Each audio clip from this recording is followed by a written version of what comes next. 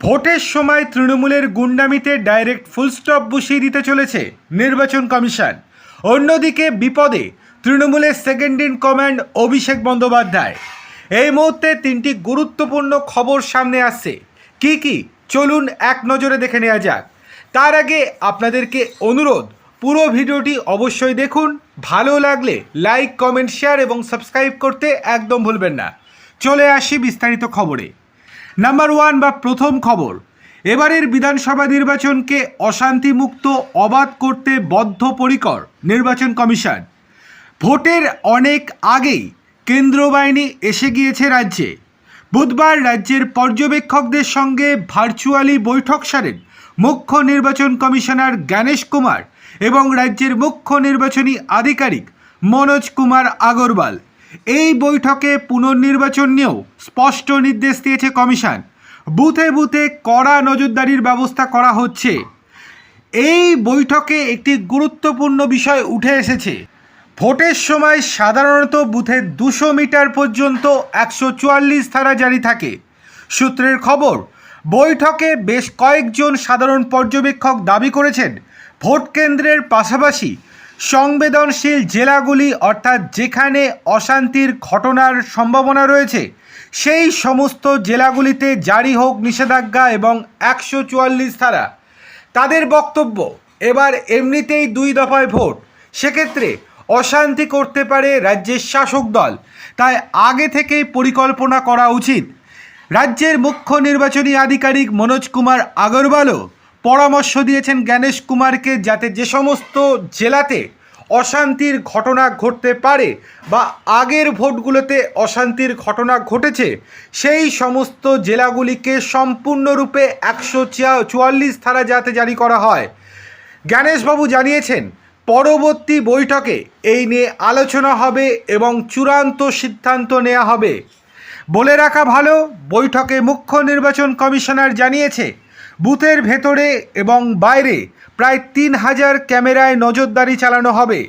পাশাপাশি রাস্তাতেও চলবে নাকা চেকিং।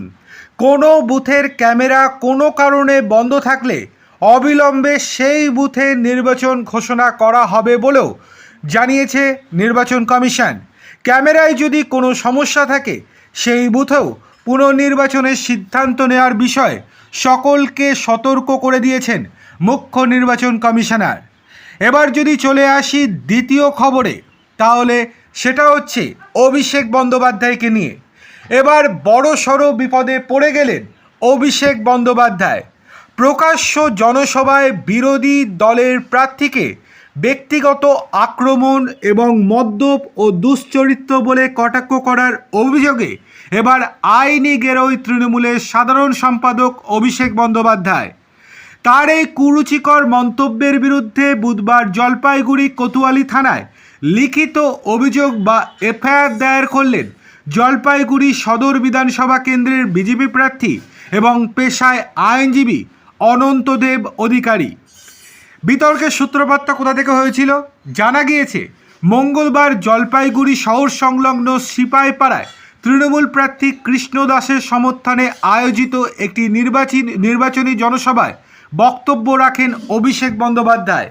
অভিযোগ, সেই সভা মঞ্চ থেকেই তিনি বিজেপি প্রার্থী অনন্তদেব অধিকারীকে মদ্যপ এবং দুশ্চরিত্র বলে তীব্র ব্যক্তিগত আক্রমণ করেন।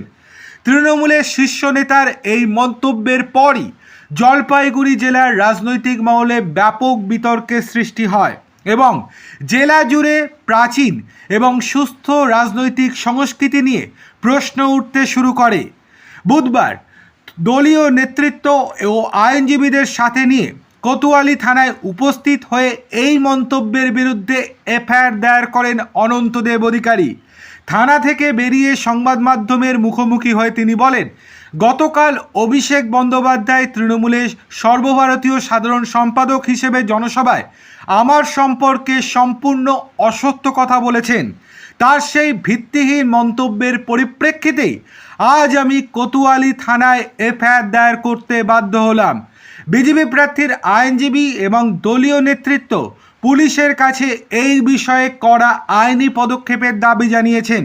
এছাড়াও নির্বাচন কমিশনেও তিনি লিখিত অভিযোগ জানিয়েছেন, এছাড়াও সমস্ত প্রমাণ পাঠিয়েছেন। সংবাদ মাধ্যমের সামনে তিনি বলেন, তৃণমূলের second in command Abhishek Bandyopadhyay গতকালের সভায় যে নক্কারজনক ভাষায় বিজেপি প্রার্থীর বিরুদ্ধে মিথ্যাচার করেছেন এবং ব্যক্তিগত আক্রমণ শানিয়েছেন, আমরা তার তীব্র ধিক্কার জানাই। শাসক দলের এই আচরণ তাদের রাজনৈতিক দেউলিয়াপনারই প্রমাণ। রাজনৈতিকভাবে লড়াই করার মতো কোনো ইস্যু নেই বলেই তারা এই পথ বেছে নিয়েছে। তিনি আরও জানান যে বিজেপি প্রার্থী নিজে বাদী হয়ে এই অভিযোগ দায়ের করেছেন। যেহেতু অনন্তদেব অধিকারী রাজবংশী অর্থাৎ তপশিলি জাতি সম্প্রদায়ের অন্তর্ভুক্ত, তাই তার বিরুদ্ধে এহনো মন্তব্যের জন্য মানহানি এবং ফৌজদারি অপরাধের পাশাপাশি এসসি এবং এসটি অ্যাক্টের ধারাতেও অভিযোগ দায়ের করার আবেদন জানানো হয়েছে। পুলিশের আইসির কাছে এই ঘটনার দ্রুত তদন্ত এবং যথাযথ আইনি ব্যবস্থা নেওয়ার দাবি জানিয়েছে বিজেপি। ভোটের মুখে তৃণমূলের শীর্ষ নেতার বিরুদ্ধে সরাসরি এফআইআর দায়ের হওয়ার ঘটনায় জলপাইগুড়ির রাজনৈতিক উত্তাপকে যে আরও কয়েক গুণ বাড়িয়ে দিল তা বলাই বাহুল্য। পুলিশ এই অভিযোগের ভিত্তিতে কী পদক্ষেপ করে সেটাই এখন দেখার। অন্যদিকে তৃতীয় গুরুত্বপূর্ণ খবরটি হলো, পোস্টাল ব্যালট নিয়ে এবার কড়া নির্দেশিকা জারি করল নির্বাচন কমিশন। প্রত্যেক পোস্টাল ভোটিং সেন্টারে মাইক্রো অবজারভার নিয়োগ বাধ্যতামূলক।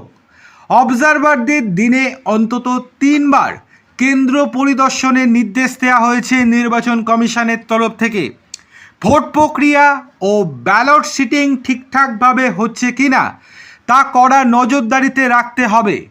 প্রতিটি কেন্দ্রের প্রবেশপথে সিএপিএফ মোতায়েন এবং কড়া নিরাপত্তা বলয় তৈরি করতে হবে। পোস্টাল ভোটিং সেন্টারে সিসিটিভি বসানো বাধ্যতামূলক। জেলা স্তরে লাইভ মনিটরিং হবে। ভোট শেষে নথি ও সিসিটিভি ফুটেজ খতিয়ে দেখবেন অবজারভার এবং রিটার্নিং অফিসারেরা। নির্দেশিকা জারি নির্বাচন কমিশনের। অন্যদিকে আরও একটি গুরুত্বপূর্ণ খবর আপনাদেরকে জানিয়ে রাখতে চাইছি। এবার বিপদে পড়তে পারেন নন্দীগ্রামের তৃণমূল প্রার্থী, তার মনোনয়ন বাতিলও হয়ে যেতে পারে। তিনি আপত্তি জানালে নন্দীগ্রামের তৃণমূল প্রার্থী পবিত্র করের মনোনয়ন বাতিল হয়ে যাবে, এমনই দাবি করলেন বিজেপি নেতা শুভেন্দু অধিকারী। বুধবার হলদিয়ায় প্রধানমন্ত্রী নরেন্দ্র মোদীর জনসভার প্রস্তুতি খতিয়ে দেখতে যান তিনি। পরে বিজেপির কার্যালয়ে এক সাংবাদিক বৈঠকে তিনি বলেন, আমি স্ক্রুটিনির সময় কোনো অবজেকশন দিইনি, আমার অবজেকশন দেওয়ার কোনো প্রয়োজন নেই, আমি নির্বাচনে হারাবো, অবজেকশন জানালে ওর প্রার্থীপদ চলে যাবে।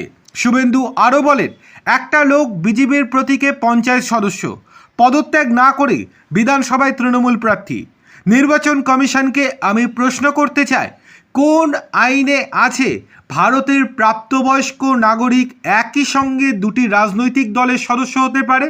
নাম না করে শুভেন্দু বলেন, উনি বয়াল গ্রাম পঞ্চায়েতের পদ্মফুলের পঞ্চায়েত মেম্বার আর বিধানসভায় তৃণমূলের প্রতীকে লড়াই করছেন। আমি জানি উনি পদত্যাগ করেননি, কিন্তু আমি অবজেকশন দিলেই প্রার্থীপদ খারিজ হয়ে যাবে। তিনি আরও বলেন, ওকে তো কেউ চেনেই না, তাই আমি কোনো অবজেকশন দিইনি। কিন্তু নির্বাচন কমিশনকে আমি প্রশ্ন করতে চাই, রিটার্নিং অফিসারকে প্রশ্ন করতে চাই, কোন আইনে একজন পদ্মফুলের পঞ্চায়েত মেম্বার জোড়া ফুলের প্রার্থী হন?